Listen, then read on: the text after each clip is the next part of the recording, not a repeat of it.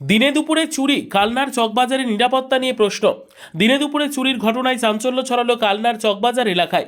গত 23 তারিখ বিকেলে চকবাজারের বাসিন্দা লক্ষ্মী চ্যাটার্জির বাড়িতে দুঃসাহসিক চুরির ঘটনা ঘটে। লক্ষ্মী চ্যাটার্জি দুপুরবেলায় মেয়ের বাড়িতে যান। বাড়ি ফাঁকা থাকার সুযোগে দুঃসাহসিক চুরির ঘটনা ঘটে। পরিবারের দাবি, বাড়ি থেকে নগদ অর্থ, সোনার গয়না সহ মূল্যবান সামগ্রী চুরি হয়ে গিয়েছে। স্থানীয় সূত্রে জানা যায়, ঘটনার সময় বাড়ির সদস্যরা বাইরে ছিলেন। সেই সুযোগেই দুষ্কৃতীরা বাড়িতে ঢুকে সর্বস্ব লুট করে পালিয়ে যায়। এক প্রত্যক্ষদর্শী জানান, তিনি এক ব্যক্তিকে কাঁধে একটি বস্তা নিয়ে বাড়ির দেওয়াল টপকে দ্রুত পালিয়ে যেতে দেখেন। সন্দেহ হয় তিনি চিৎকার করলেও ততক্ষণে ওই ব্যক্তি চোখের আড়াল হয়ে যায়। ঘটনার পর এলাকায় চাঞ্চল্যের সৃষ্টি হয়েছে। বাসিন্দাদের অভিযোগ, জনবহুল এলাকায় দিনে দুপুরে এমন ঘটনা নিরাপত্তা ব্যবস্থার ঘাটতিকেই সামনে আনছে। খবর পেয়ে পুলিশ ঘটনাস্থলে পৌঁছে তদন্ত শুরু করেছে।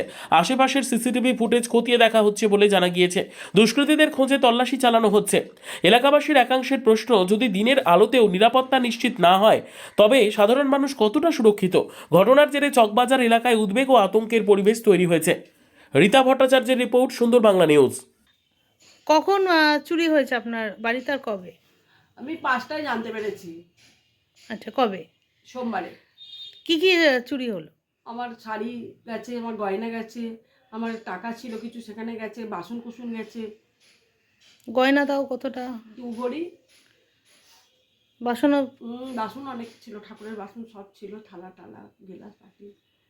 কোন কোন জায়গা থেকে চুরি হলো, মানে কোন কোন আপনার? 3টে ঘর ছিল, বড় ঘর থেকে হয়েছে, এই ঘর থেকে হয়েছে, তো আমার 3খানা ঘর, 3খানা ঘর থেকেই চুরি হয়েছে।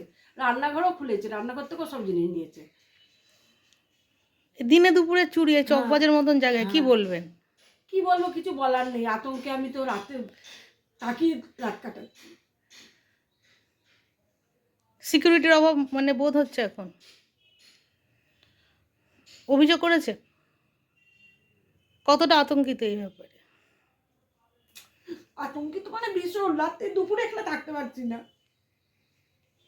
পুলিশ এসেছিল? হ্যাঁ, পুলিশ এসেছিল। কি চাইছেন এখন? আর কি চাইবো, তো সব চলেই গেছে, ওগুলো কি পাবো? স্কুলে যাতে ফিরে পাই। পুলিশকে তো বলেছি, উনি যদি একটুখানি হেল্প করে আমাদের জিনিসগুলো যদি পেয়ে যায়। আমার তার নজর করে করার কেউ নেই, আমার স্বামী চলে গেছে, আমি একা। কি নাম আপনার? এসব কি চাইছি? আপনি কখন দেখলেন যে এই বাড়িতে চুরি হয়েছে, বা কি দেখলেন? আমি তো ছাতে কাছে জল দিচ্ছিলাম, দেখি একটা লোক ওই ছাতের ওপরে উঠছে, মানে এই বারান্দার ছাদ থেকে ওই ছাতের ওপর উঠছে। ওইটা আমি দেখেছি। এবার আমি চেঁচাতে ও ছুটে ছাদ দিয়ে পালিয়ে গিয়ে ওই দিক দিয়ে নেমে চলে গেল। কি ছিল সঙ্গে, কি দেখেছে? হাতে একটা ব্যাগের মতো ছিল, বস্তা। আচ্ছা। এবার আমার যা তো বাড়িতে ছিল না, ও ওর মেয়ের বাড়িতে ফোন করলাম আমি, ও এসে দেখছে এরকম পরিস্থিতি। যে তখন আপনি বললেন? হ্যাঁ, আমি ওকে ফোন করেছিলাম যে শিগগির বাড়ি এসো, বাড়িতে লোক ঢুকেছে।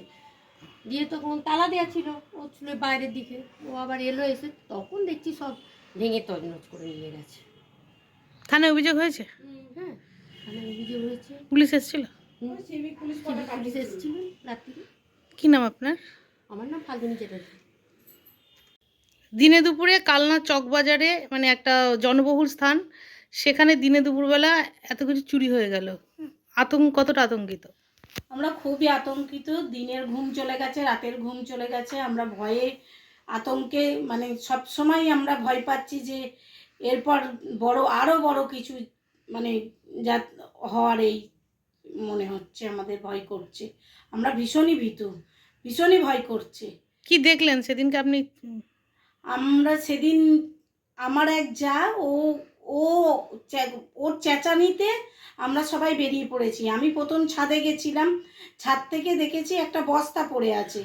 তারপর আমি নেবে এসে আমার ওইদিকে দরজা খুলে এসে দেখি বাইরে বারান্দায় কাপড় পড়ে আছে, সমস্ত দরজা ভাঙা, সব মানে ওল ঢাল তছনছ। আমরা হাউমাউ করতে থাকি, করে তারপরে আমার যা বাড়ি এসে এই তো পরিস্থিতি আমাদের চলছে।